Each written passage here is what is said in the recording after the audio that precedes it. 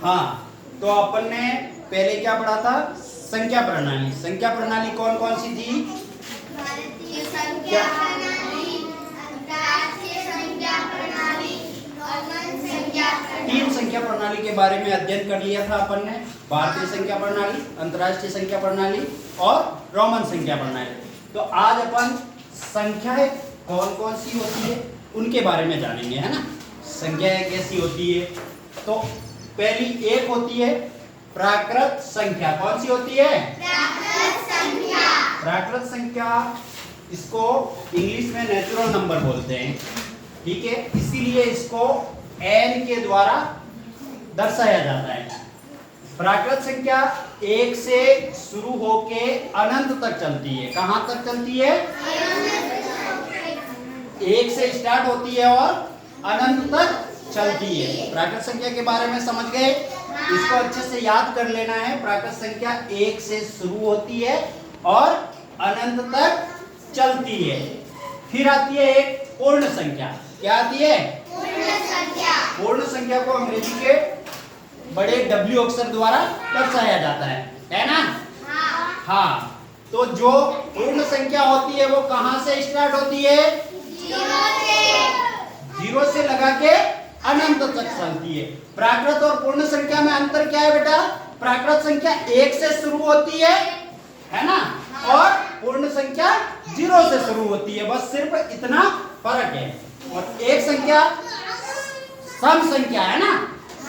सम संख्या जिस संख्या में 2 का भाग पूरा पूरा चला जाए वह संख्या क्या कहलाएगी? सम संख्या कहलाएगी।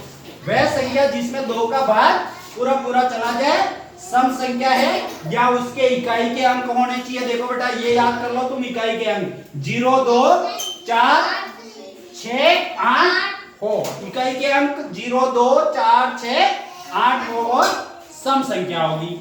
एक होती है विषम संख्या। विषम संख्या है ना। विषम संख्या जिस संख्या में 2 का भाग पूरा पूरा नहीं जाए। क्या होता है उसमें? 2 का भाग पूरा पूरा नहीं जाता है, कुछ न कुछ शेष रह जाता है। या फिर उसके इकाई के अंक होते हैं, जो इकाई का अंक 1, 3, 5, 7, 9 हो सकते हैं, है ना। अब देख लो, 5वीं संख्या के बारे में जानते हैं। उत्तरवर्ती संख्या कौन सी है?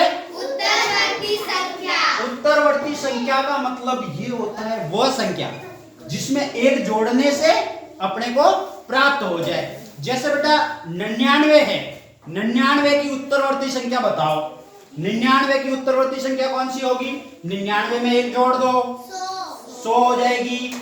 जैसे 100 की उत्तरवर्ती संख्या बताओ, तो अपने को क्या करना है? 100 में 1 जोड़ देना है। तो 100 की उत्तरवर्ती संख्या कौन सी होगी? 101। और मैंने कह दिया 500 की उत्तरवर्ती संख्या बताओ, तो क्या बताओगे? 500 की उत्तरवर्ती संख्या। तो अपने को 500 में 1 को जोड़ना है। 501 500 की उत्तरवर्ती संख्या होगी। उसके आगे एक होती है पूर्ववर्ती संख्या। कौन सी होती है? पूर्ववर्ती संख्या। पूर्ववर्ती संख्या वह संख्या होती है जिसमें 1 घटाने पर प्राप्त होती है। कैसे होती है प्राप्त? अपने को किसी संख्या में से 1 घटा दो। जैसे मैंने कहा 500 की पूर्ववर्ती संख्या कौन सी है, तो तुरंत उसमें से 1 घटाओ, 499 500 की पूर्ववर्ती संख्या होगी, है ना। और एक होगी अभाज्य। अभाज्य संख्या का दूसरा नाम है ऋण संख्या। क्या नाम है? ऋण संख्या। अभाज्य संख्या को ही क्या बोलते हैं बेटा? ऋण संख्या। ऋण संख्या। तो ये ऐसी संख्या होती है जिसमें एक तो 1 का भाग लगेगा और एक वह संख्या खुद होगी, है ना। जैसे 11 को देख लो, 11 में 1 का भाग लगेगा और उसके खुद का भाग लगेगा। इसके अलावा किसी संख्या का भाग नहीं लगेगा। तो वो संख्या कौन सी कहलाएगी? अभाज्य संख्या। अभाज्य संख्या या ऋण संख्या कह सकते हैं उसको अपन, है ना। हाँ, और एक होती है भाज्य संख्या। कौन सी होती है बेटा? भाज्य संख्या। भाज्य संख्या। भाज्य संख्या वह होती है जो एक व स्वयं के अलावा, एक का और स्वयं का तो भाग जाएगा ही जाएगा किसी भी संख्या में, उसके अलावा किसी अन्य संख्या का भी भाग चला जाए या उस दूसरी संख्या से भी वो विभाजित हो जाए, वो कौन सी संख्या कहलाएगी? भाज्य संख्या। भाज्य संख्या। तो बताइए संख्याओं के बारे में तुम्हें अच्छे से समझ में आया आज का?